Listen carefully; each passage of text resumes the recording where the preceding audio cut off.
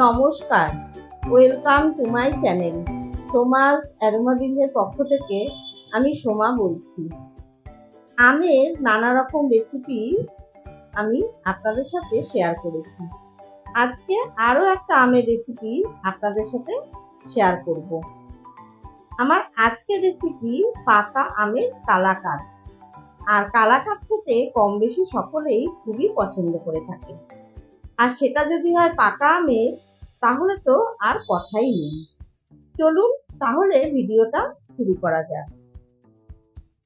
আমি এখানে দুটো হিমসাগর আম ভালো করে ধুয়ে নিয়েছি। এবারে বোটার অংশটা কেটে বাদ দিয়ে দিলাম। তারপর আমের দুটো সাইড এইভাবে কেটে নিচ্ছি। এখন হিমসাগর আম খুবই মিষ্টি, তাই আমি হিমসাগর আম দিয়ে মিষ্টিটা বানাচ্ছি। তবে যে কোনো ধরনের মিষ্টিযুক্ত আম দিয়েই এই মিষ্টিটা বানানো যায়। এবারে একটা করে আমের স্লাইস নিয়ে এইভাবে একটা চামচ দিয়ে মাঝখানের যে আমটা সেটা আমি তুলে নিচ্ছি আর খোসাটাকে ফেলে দিচ্ছি। সবগুলো আমের স্লাইস থেকে আম বার করে নিয়ে এবারে আমের টুকরোগুলো একটা মিক্সার গ্রাইন্ডারের বাটিতে ঢেলে নিয়ে ভালো করে পেস্ট করে নেব।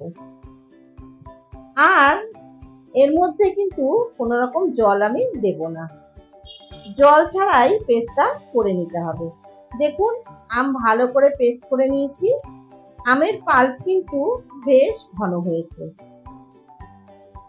এবারে এটাকে এক সাইডে রেখে দিচ্ছি। এখানে নিয়েছি 200 গ্রাম ছানা। 1 লিটার দুধে লেবু দিয়ে আমি ছানাটা কেটে নিয়েছি। আপনারা চাইলে দইয়ের জল বা ছানা কাটা পাউডার অথবা ভিনিগার দিয়েও ছানাটা কেটে নিতে পারেন। 2 থেকে 3 মিনিট ধরে এইভাবে ছানাটা ভালো করে মেখে নিতে হবে। ছানাটা যত ভালো করে মাখা হবে কালাকাঁদ মিষ্টিটা তত বেশি ভালো হবে। 2 থেকে 3 মিনিট ছানা মেখে নিয়েছি। এবারে এর মধ্যে দিয়ে দিলাম 100 গ্রাম চিনি।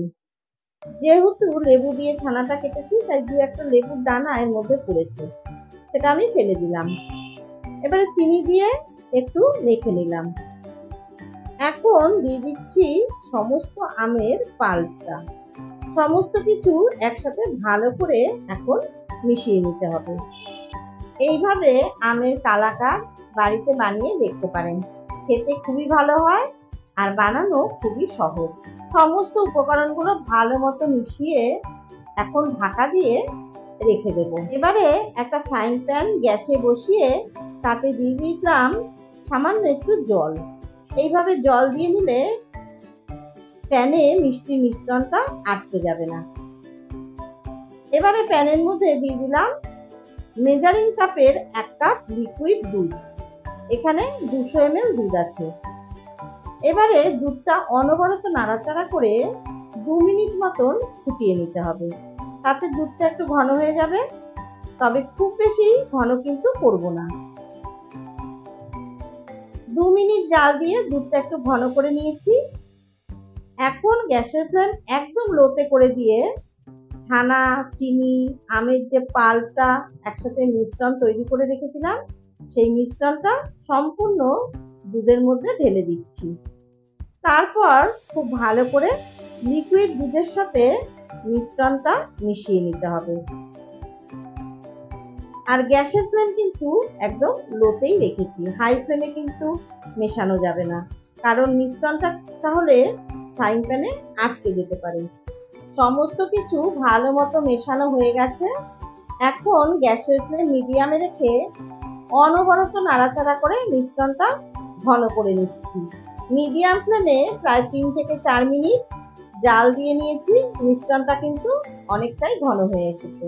এবারে এর মধ্যে দিয়ে দিলাম মেজারিং কাপের 1/2 কাপ গুঁড়ো দুধ। এখন গ্যাসের ফ্লেম আবার লোতে করে দিয়ে সমস্ত কিছু একসাথে ভালো করে মিশিয়ে নিচ্ছি। গুঁড়ো দুধটা খুব ভালো করে মিশিয়ে নিতে হবে, এর মধ্যে যেন কোনো রকম দলাভাব না থাকে। গুঁড়ো দুধ দিয়ে এইভাবে আমের কালাকাঁদ বানালে খেতে কিন্তু খুবই ভালো হবে। এবারে গ্যাসের ফ্লেম মিডিয়ামে করে দিয়ে অনবরত নাড়াচাড়া করে মিশ্রণটা ঘন করে নিতে হবে। আমি এর মধ্যে কোনো রকম ম্যাঙ্গো এসেন্স ব্যবহার করলাম না, যেহেতু এখন পাকা আমের খুব সুন্দর গন্ধ, তাই জন্য ম্যাঙ্গো এসেন্স ব্যবহার না করলেও এই পাকা আমের কালাকাঁদ খুবই ভালো হয়। প্রায় 5 থেকে 6 মিনিট অনবরত নাড়াচাড়া করে মিশ্রণটা ঘন করে নিয়েছি। এবারে মিশ্রণটা আরো সুস্বাদু করার জন্য আমি এখানে 3 চামচ পরিমাণে কনডেন্স মিল্ক দিয়ে দিলাম। তবে এটা পুরোটাই অপশনাল, চাইলে আপনারা নাও দিতে পারেন। কনডেন্স মিল্ক মিশ্রণটার সাথে ভালো করে মিশিয়ে নিয়ে আরো 2 থেকে 3 মিনিট জাল দিয়ে মিশ্রণটা শুকনো করে নিচ্ছি। মিশ্রণটা শুকনো শুকনো হয়ে গেছে, দেখুন প্যান থেকে আলগা হয়ে এসেছে।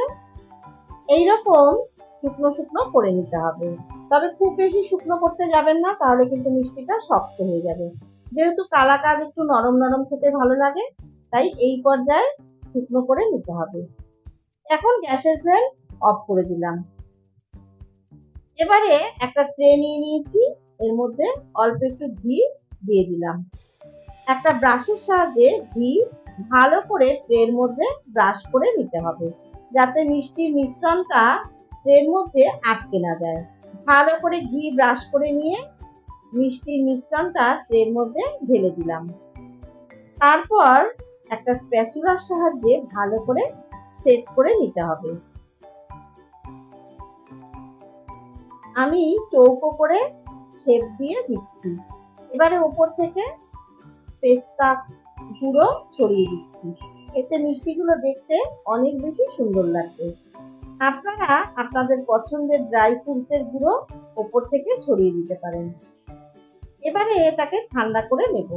চাইলে আপনারা এটাকে 2 ঘন্টা ফ্রিজে রেখে ঠান্ডা করে নিতে পারেন, অথবা নর্মাল টেম্পারেচারে রেখেও ঠান্ডা করে নেওয়া যায়। আমি 2 ঘন্টা নর্মাল টেম্পারেচারে রেখে ঠান্ডা করে নিয়েছি। দেখুন আমাদের কালাকাঁদ সুন্দর সেট হয়ে গেছে। এবারে এটাকে চৌকো পিস করে কেটে নিচ্ছি।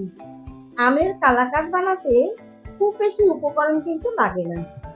রেসিপিটা ভালো লাগলে অবশ্যই জানাবেন। আর এখন আমের সিজন, প্রচুর বাজারে আম পাওয়া যায়। খুব সহজে আমার এই রেসিপিটা ফলো করে আপনারা আমের কালাকাঁদ বাড়িতে বানিয়ে ফেলুন।